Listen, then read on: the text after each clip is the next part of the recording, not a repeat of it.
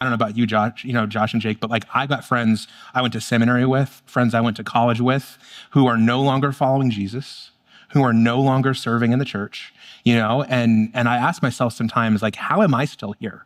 After the disillusionment and the deconstruction and all the things that are affecting our world today. And then this next question, like, how did you stay? Like, you guys have obviously been through things. I've been through things. And some of those things are relational. Some of those things are theological. But how are you still here after all those things?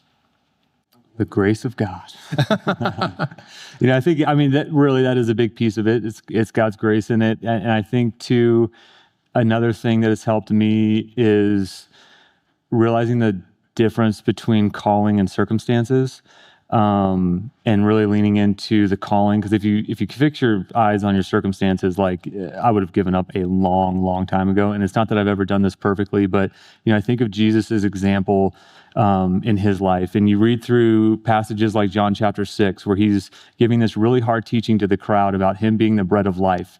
And he goes kind of like cannibal in a sense. And he's like, unless you eat my flesh and drink my blood. And he's this really hard teaching where the scriptures say that a number of people turned away from him and stopped following him.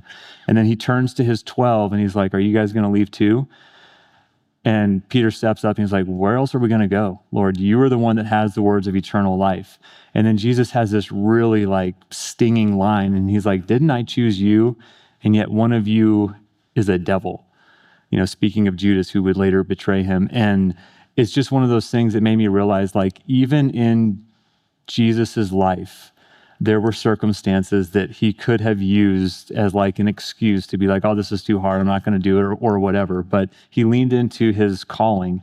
And I think that's what we're called to do as well, is to lean into that thing that God has really called us to do, trusting that he's going to give us all that we need to accomplish that.